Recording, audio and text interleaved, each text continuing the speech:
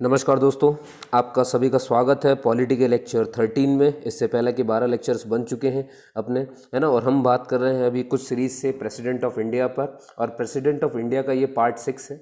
हमने last part में यानी प्रेसिडेंट ऑफ इंडिया के 5th पार्ट में हमने वीटो पावर्स के बारे में बात की थी, और इसमें इंपॉर्टेंट चीज़ यही पाई थी कि जो क्वालिफाइड वीटो होता है वो इंडियन प्रेसिडेंट को नहीं मिला हुआ है। इंडिया ये क्वालिफाइड वीटो किसको मिला हुआ है? अमेरिका के राष्ट्रपति को मिला हुआ है। ठीक है, आप सभी ने देखा था, पॉकेट वीटो है ना, आपने सब देखा। ठीक है, तो वो लास्ट वीडियो आप देख सकते हैं आप चाहें तो। चलिए, तो आज अपन बात करते हैं। अभी तक अपन ने दो शक्तियों की बात कर ली है, एक तो कार्यपालिका शक्ति उनकी, और एक अपन ने उनकी विधायिका शक्ति पर बात करी है ना, व्यवस्थापिका जिसे कहते हैं, व्यवस्थापिका शक्ति पे बात की उनकी। आज अपन बात करते हैं कि न्यायिक शक्तियाँ कौन कौन सी जुड़ी हुई है। ठीक है, देखिए दोस्तों, सबसे पहले तो न्यायिक की बात हुई है तो आपको समझ में आ जाना चाहिए कि जजेस की नियुक्तियों की बात शुरू होगी। अब हमारे पास दो चीज़ें हैं दोस्तों, एक है सुप्रीम कोर्ट के जजेस और एक है हाई कोर्ट के जजेस। तो आज बिल्कुल क्लियर करते हैं इसे। सुप्रीम कोर्ट के जजेस की भी नियुक्ति जो है राष्ट्रपति करते हैं, और हाई कोर्ट के जजेस की नियुक्ति भी जो है वो राष्ट्रपति ही करते हैं, है ना। लेकिन एक फ़र्क है, उस फ़र्क को आपको बहुत ध्यान से देखना है। सुप्रीम कोर्ट के जजेस की नियुक्ति भी राष्ट्रपति करेंगे, इनको शपथ भी राष्ट्रपति ही दिलाएंगे। लेकिन हाई कोर्ट के जजेस की नियुक्ति ज़रूर वो करते हैं, लेकिन इनको शपथ नहीं दिलाते हैं, है ना। हाई कोर्ट के जजेस को जितने भी हैं वो शपथ कौन दिलाता है? इनको शपथ दिलाता है कि जिस भी राज्य में ये हाई कोर्ट है उस राज्य का राज्यपाल इन्हें शपथ दिलाएगा। मैं रिपीट कर देता हूँ अपनी बात को। मैंने आपसे कहा कि जो राष्ट्रपति हैं, सुप्रीम कोर्ट के भी सारे जजेस मैं बोल रहा हूँ, है ना। आप ये मत सोचिए कि सिर्फ जो है चीफ जस्टिस ऑफ इंडिया, है ना, कि चीफ जस्टिस सीजेआई की बात आप सोचें। मैं बोल रहा हूँ सुप्रीम कोर्ट में जितने जजेस हैं सबकी नियुक्ति राष्ट्रपति करते हैं। उस तरह से हाई कोर्ट में भी जितने, सबकी नियुक्ति जो है क्या कहते हैं, राष्ट्रपति का ही काम है। बस फ़र्क इतना है कि सुप्रीम कोर्ट वालों को तो वो शपथ भी दिलाएंगे, लेकिन हाई कोर्ट के जजेस को वो शपथ नहीं दिलवाते हैं। तो यहाँ के लोगों को शपथ कौन दिलाता है? उस राज्य के राज्यपाल शपथ दिलाते हैं। तो इसमें आपको क्लियर रहना है। ये बात क्लियर होगी दोस्तों, ठीक है। अच्छा, अब देखिए, मैंने आपसे कहा नियुक्ति और शपथ दिलाने वाली बात, है ना। तो मैं थोड़ा सा आपको अंतर करवाऊंगा, कॉन्स्टिट्यूशन में क्या लिखा है और रियलिटी में होता क्या है अपने पास। कॉन्स्टिट्यूशन ये कहता है कि जजेस को नियुक्त भी करेंगे राष्ट्रपति, शपथ भी दिलाएंगे उन्हें, हाँ। लेकिन अगर वो ये चाहें तो उनके द्वारा कोई अधिकृत व्यक्ति, यानी जिसको वो नियुक्त कर दें, मतलब जैसे मान लो कि उनके बिहाफ में वो नहीं करवा सकते, इतने सारे जजेस हैं भाई, सबको शपथ दिलाने में टाइम लगेगा। तो वो चाहें तो वो उनके द्वारा किसी व्यक्ति को नियुक्त कर देंगे और वो उनको शपथ दिला देगा। ठीक है, तो ये एक दरवाज़ा खोल दिया उनके लिए, आसान कर दिया। बस इसी दरवाजे का इस्तेमाल हमेशा होता है, और रियलिटी में ये होता है कि प्रेसिडेंट सिर्फ और सिर्फ सीजेआई यानी चीफ जस्टिस ऑफ इंडिया को नियुक्त कर देते हैं, उसे शपथ दिला देते हैं, है ना। और शपथ दिलाने के बाद अब यही इनके हो गए ना, यही हो गए वो व्यक्ति जिसे अधिकृत व्यक्ति कहते हैं, और इसी के ऊपर छोड़ देंगे भैया अब तुम जाओ बाकी जजेस को जा करके शपथ दिलवाओ। समझ पा रहे हैं आप दोस्तों? ये आर्टिकल का इस्तेमाल करते हैं अच्छे से, खुद भी दिला सकते हैं, है ना, और चाहे तो अपने किसी अधिकृत व्यक्ति से बोल देंगे तो वो कर देगा। तो इनका सबसे अच्छा रास्ता क्या है कि भाई चीफ जस्टिस ऑफ इंडिया को एक को नियुक्त कर दो, उसे शपथ खिला दो, फिर उसके बाद यही मेरा अधिकृत व्यक्ति है, और यही फिर बाकी जजेस को जो है शपथ दिला देगा। क्लियर होगी दोस्तों, ये ना, ये एक बात थी। हाई कोर्ट के बारे में मैंने आपको बता ही दिया कि इनको भी नियुक्त करेंगे हमारे राष्ट्रपति। हाँ, अब इसमें एक चीज़ ध्यान रखिए। अब मैं बात करता हूँ आपसे ट्रांसफ़र की। एक बार क्वेश्चन आया नहीं है दोस्तों, कई बार क्वेश्चन आया है, तो आप बहुत ध्यान सुनिए ट्रांसफ़र पे क्यों ऐसा क्वेश्चन आता है। दिक्कत ये है कि हाई कोर्ट के जजेस का ट्रांसफ़र कौन करता है इधर से उधर, है ना। और कई बार तो ये भी क्वेश्चन आ जाता है कि सुप्रीम कोर्ट के जजेस का ट्रांसफ़र कौन करता है। देखिए दोस्तों, हाई कोर्ट हमारे पास कई सारे हैं, है ना, एक नहीं है। सुप्रीम कोर्ट हमारे पास एक है, तो इनका थोड़ी ना तबादला होगा कहीं, ये तो यहीं रहेंगे। तबादला किसका हो सकता है? सिर्फ और सिर्फ तबादला हो सकता है सिर्फ और सिर्फ हाई कोर्ट का, हाई कोर्ट के जजेस का। आप समझ रहे हैं? और ये तबादला कौन करेगा? ये तबादला सिर्फ और सिर्फ कर सकते हैं राष्ट्रपति। ये बात ध्यान सुनिए, है ना। तो हाई कोर्ट के जजेस की नियुक्ति भी वही करेंगे, वही उनका ट्रांसफ़र करेंगे, बस शपथ नहीं दिलाएंगे। शपथ दिलाएगा राज्यपाल, उस राज्य का राज्यपाल उन्हें शपथ दिलाएगा। अब ये तो मैंने बात कह दी कि भैया मैंने यहाँ पे इतना समझाया कि जो ट्रांसफ़र है हाई कोर्ट के जजेस का वो राष्ट्रपति करते हैं, लेकिन राष्ट्रपति खुद से तो कुछ नहीं करते हैं, तो ये कैसे करते होंगे? अब आपके पास क्वेश्चन आ सकता है कि भैया क्या मंत्रिमंडल की सलाह पर ये काम कर रहे हैं, या फिर वो सुप्रीम कोर्ट के मुख्य न्यायाधीश के परामर्श पे ये काम कर रहे हैं। अब मान लीजिए ऐसा क्वेश्चन आ जाए भैया, तो कैसे करोगे? अब आप फंस जाओगे, क्योंकि आपको तो यही रटा हुआ होगा कि राष्ट्रपति हमेशा मंत्रिमंडल के मंत्री परिषद के सलाह पर काम करते हैं। तो याद रखिए दोस्तों, ये जो ट्रांसफ़र होते हैं, जितने भी ट्रांसफ़र होते हैं हाई कोर्ट के जजेस के, ये किसके सलाह पर, सिफारिश पे होते हैं? ये होते हैं मुख्य न्यायाधीश। मुख्य न्यायाधीश जब राष्ट्रपति को ये सिफारिश या सलाह दे देता है, तो राष्ट्रपति हाई कोर्ट के जजेस का जो है तबादला यानी कि ट्रांसफ़र कर सकते हैं। समझ पा रहे दोस्तों, है ना। मुख्य न्यायाधीश की सलाह पर ये काम किया जाता है। इस बात को बिल्कुल अच्छे से नोट कर लो, अपने पास रख लो, कंफ्यूज नहीं होना आप, ठीक है। अब न्यायिक शक्तियों की बात हो रही है, तो चलिए आगे चलते हैं और देखते हैं कि जब भी आर्टिकल 72 के तहत कोई क्षमा याचिका देता है राष्ट्रपति के पास, तब राष्ट्रपति के पास क्या क्या अधिकार हैं उस क्षमा याचना को लेकर के। मान लो कोई मुजरिम है, उसे फांसी हो गई है ना। अब भाई वो सब जगह से हार गया, है ना। कैसे हार गया? जिसको भी फांसी हुई है वो पहले गया बेचारा जिला न्यायालय, है ना।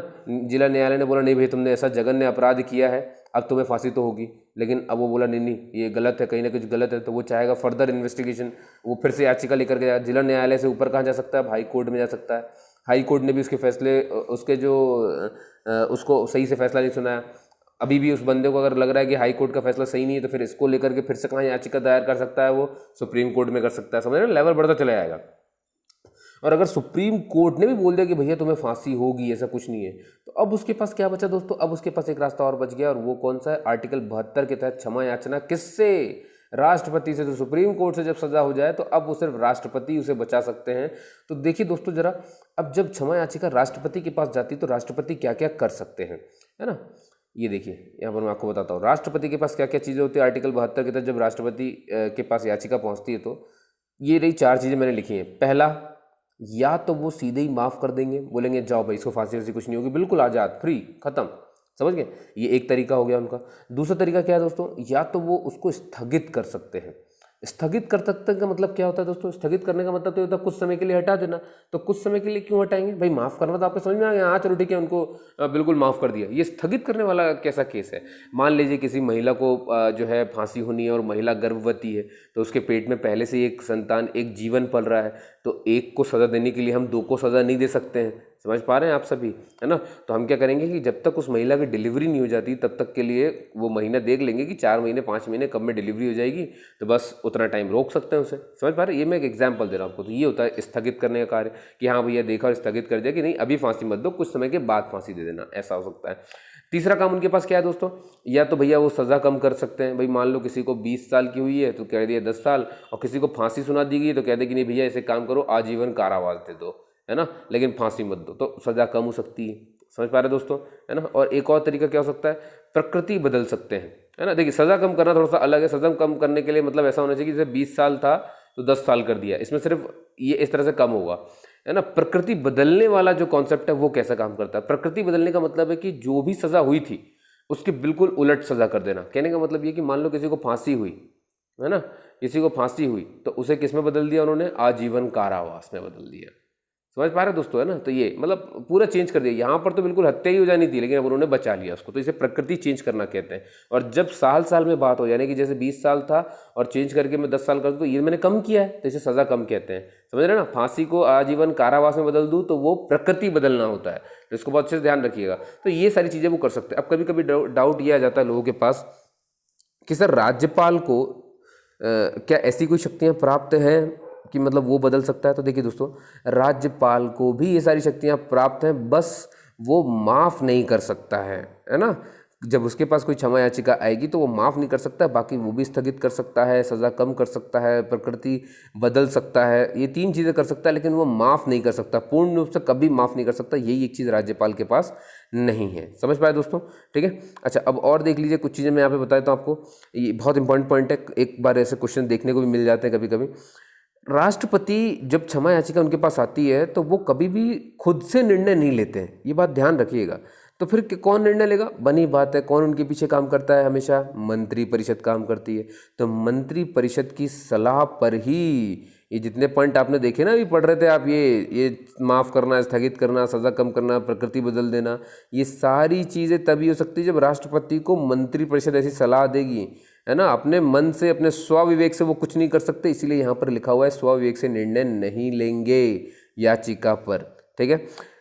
समझ गया ना इस बात को? ये एक चीज़ थी, ठीक है। सब एडवाइस पर ही काम करते हैं पूरे के पूरे। अब आप सोचेंगे सर जब ये याचिका उनके पास जाती है तो क्या कोई समय है उनके पास कि मतलब जैसे 2 महीने में उन्हें उस पर हाँ या ना बोलना है कि हाँ भाई मैं आपको माफ़ कर रहा हूँ कि नहीं कर रहा हूँ, या मैं सज़ा कम करवा रहा हूँ, या सज़ा की प्रकृति बदलवा रहा हूँ, या क्या कर रहा हूँ? तो ऐसा कोई टाइम बाउंडेशन होता है उनके पास? तो याद रखिए उनके पास कोई टाइम बाउंडेशन नहीं होता है। वो जब चाहे तब हाँ या ना बोले। और ऐसा हुआ भी था दोस्तों, है ना। कहाँ हुआ था ऐसा? राजीव गांधी की जब हत्या हुई थी, आप सभी ने देखा होगा 1991 में, है ना। लिट्ठे लोगों ने जो हत्या कर दी थी, लिट्ठे लोगों को मद्रास हाई कोर्ट ने फांसी की सज़ा सुना दी। इसको लेकर के वो सुप्रीम कोर्ट गए, सुप्रीम कोर्ट ने उन्हें फांसी की सज़ा सुना दी, भाई बरकरार रखी वो बात, है ना। तो इसके बाद वो तुरंत चले गए राष्ट्रपति के पास। मैंने कहा था ना, ये देखो मद्रास कोर्ट मतलब हाई कोर्ट, हाई कोर्ट से फिर गए सुप्रीम कोर्ट, सुप्रीम कोर्ट ने फांसी सुनाई तो किसके पास चले गए? राष्ट्रपति के पास। राष्ट्रपति ने इनकी क्षमा याचिका अपने पास रखी रही, ना हाँ बोला ना बोला, कुछ नहीं बोला वो उस पर, है ना, बिल्कुल पड़ी रही। और 2004 से ये बीच भाई हो गया 2011।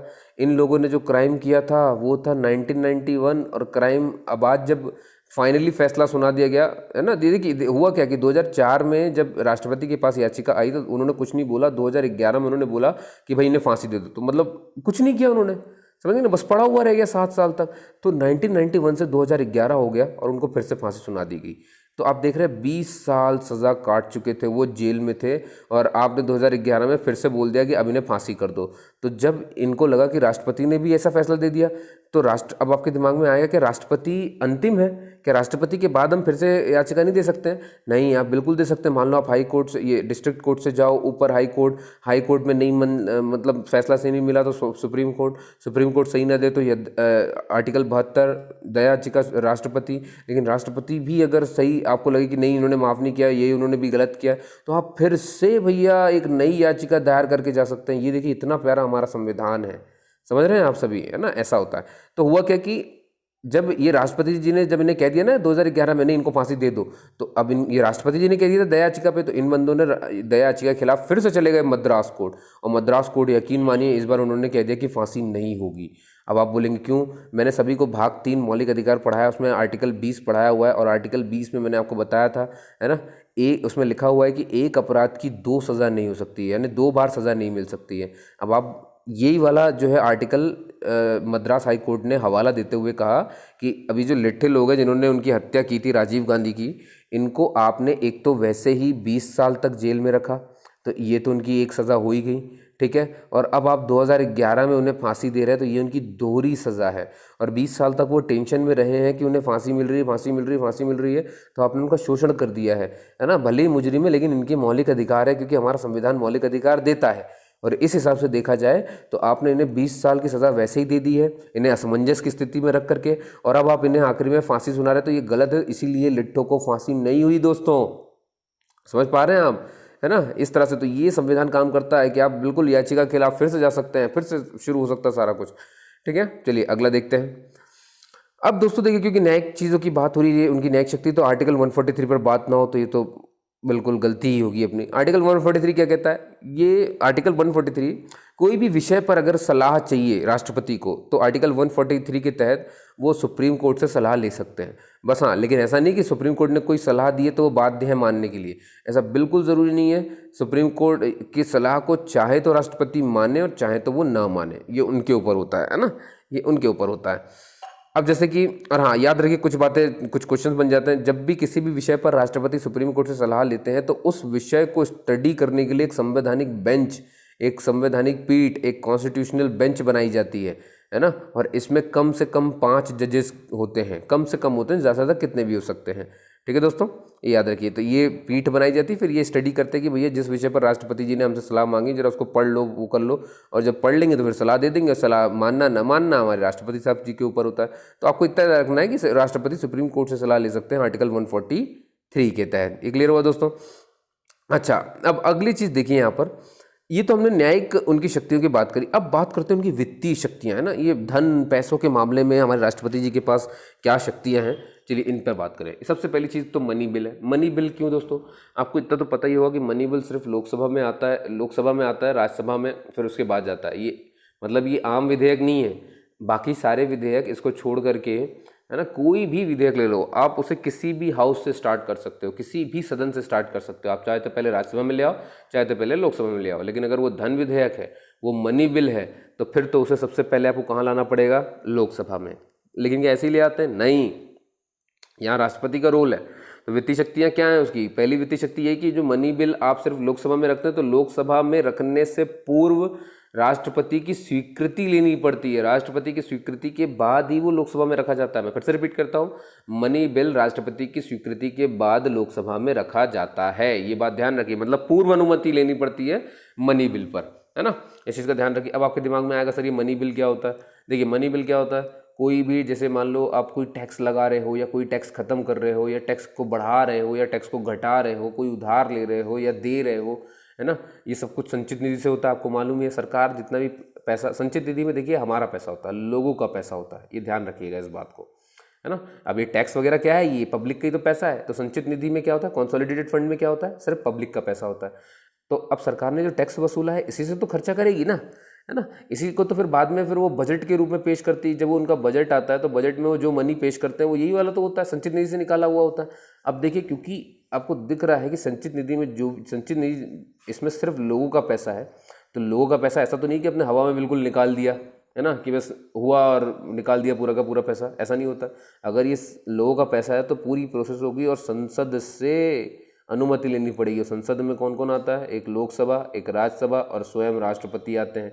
तो मनी बिल में यही होता है कि पहले राष्ट्रपति से पूर्व अनुमति लो, फिर लोकसभा में रखो, लोकसभा से पारित करवाओ, राज्यसभा में ले जाओ और राज्यसभा से फिर जब पारित हो जाए तो फिर राष्ट्रपति के पास जाएगा।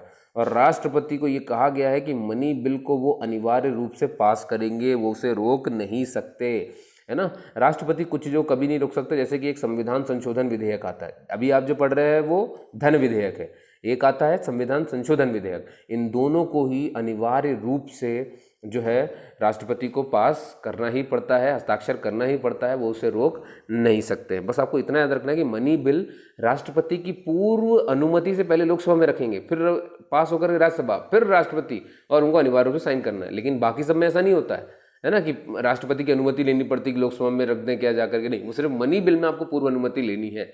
ठीक है, मैं फिर से रिपीट करता हूँ, 2 विधेयक याद रखिए, एक मनी बिल यानी कि धन विधेयक को नहीं रोक सकते, है ना, राष्ट्रपति अनिवार्य रूप से पास करेंगे, और दूसरा संविधान संशोधन विधेयक को उन्हें पास करना ही पड़ेगा। ये क्लियर हुआ दोस्तों, है ना। तो यही सब यहाँ पर मैंने लिखा हुआ है, आपको समझा दिया मैंने थोड़ी सी।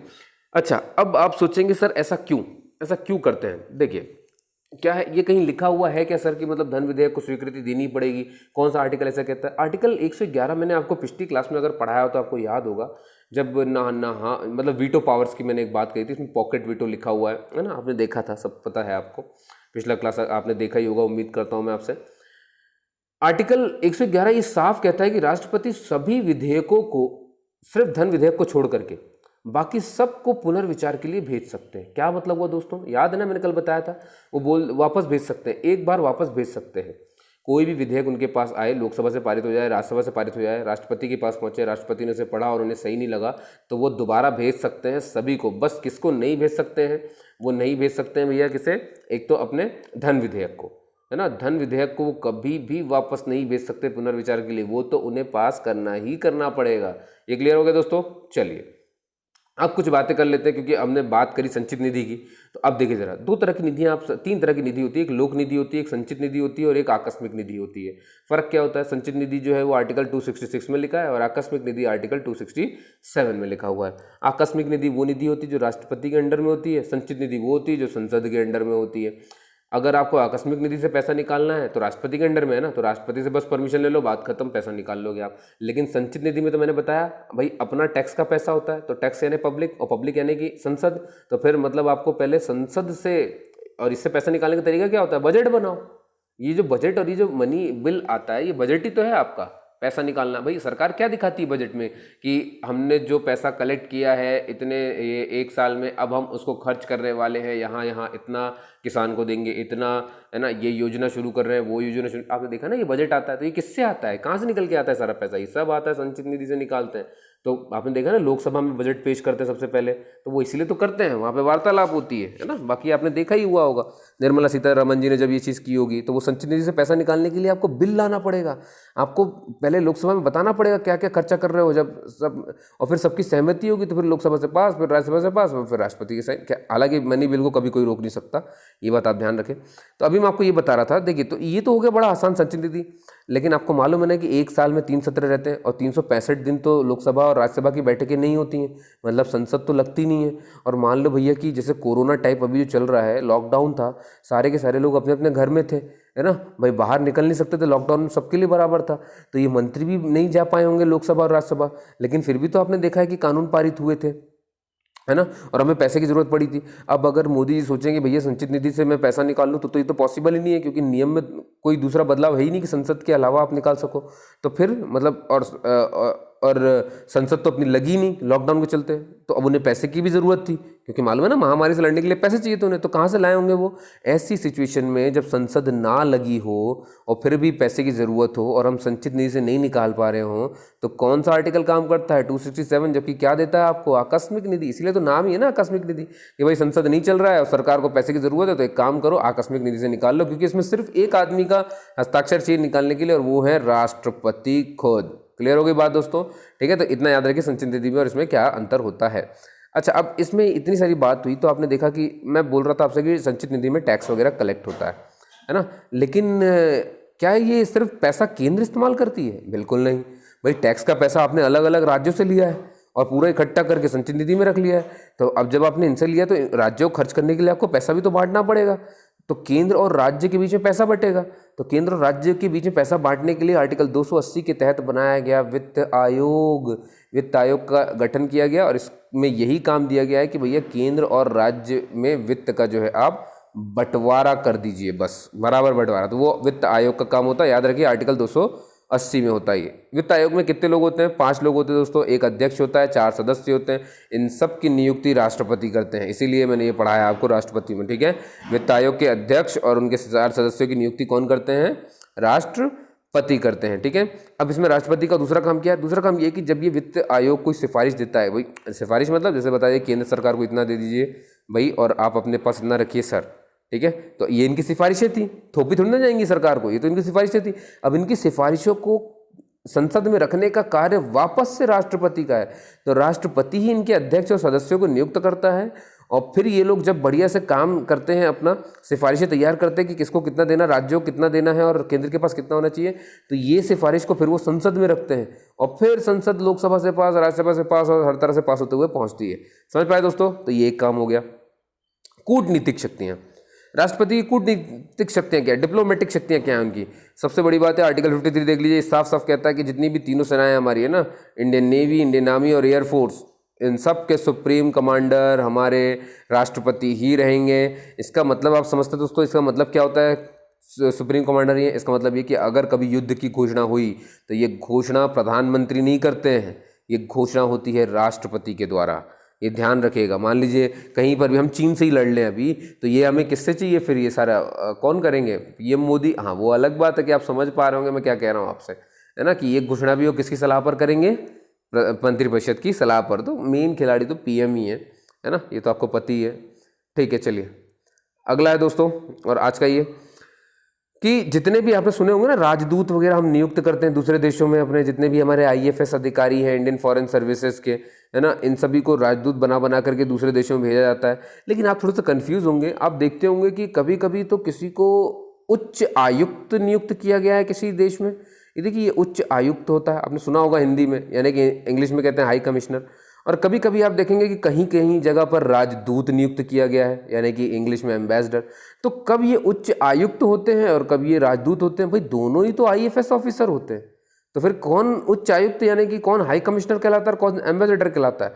दोस्तों आपको क्लियर कर देता हूँ, दोनों की आपको पहले तो इतना रखना है कि दोनों की नियुक्ति कौन करता है? हाई कमिश्नर ने उच्च आयुक्त की भी नियुक्ति करते हैं राष्ट्रपति, और एम्बेसडर की भी नियुक्ति कौन करते हैं? राष्ट्रपति। एम्बेसडर मतलब राजदूत, हाई कमिश्नर मतलब कि उच्च आयुक्त। अंतर क्या है दोस्तों? दोनों ही तो आईएफएस अधिकारी हैं। कैसे? तो देखिए, आपको मालूम है कि ब्रिटिश के जितने भी देश गुलाम थे, तो उन सभी को गुलामी से जब वो हट गए तो उनका एक जो कहना चाहिए ग्रुप बनाया, और उस ग्रुप का नाम रखा गया कॉमनवेल्थ कंट्रीज़, है ना। तो इस कॉमनवेल्थ कंट्रीज़ में वो सारी कंट्रीज़ हैं जो कि एक समय ब्रिटेन की गुलाम थी, ब्रिटिश सरकार की गुलाम थी, जिससे कि हम भी हैं। तो हम भी इसमें आते हैं, करीब 54 से 55 कंट्रीज इसमें आती हैं जो गुलाम रही हैं ब्रिटिश के, है ना, उपनिवेशवाद में। तो अब बात क्या दोस्तों कि जब भी आप ये जो कॉमनवेल्थ कंट्रीज़ हैं जो कि गुलाम रही हैं, जब आप इनमें किसी आईएफएस अधिकारी को भेजोगे तो वो कहलाएगा हाई कमिश्नर। मैं फिर से रिपीट करता हूँ, जब आप कॉमनवेल्थ कंट्रीज़ में किसी को भेजते हैं आईएफएस को, तो वो वहाँ पे हाई कमिश्नर की हैसियत से नियुक्त होता है। लेकिन अगर वहीं आप इनको छोड़ दीजिए, है ना, कॉमनवेल्थ कंट्रीज़ के अलावा किसी कंट्रीज़ में IFS अधिकारी को भेजेंगे तो वो फिर वहाँ पे एम्बेसडर कहलाएगा, यानी कि राजदूत कहलाएगा।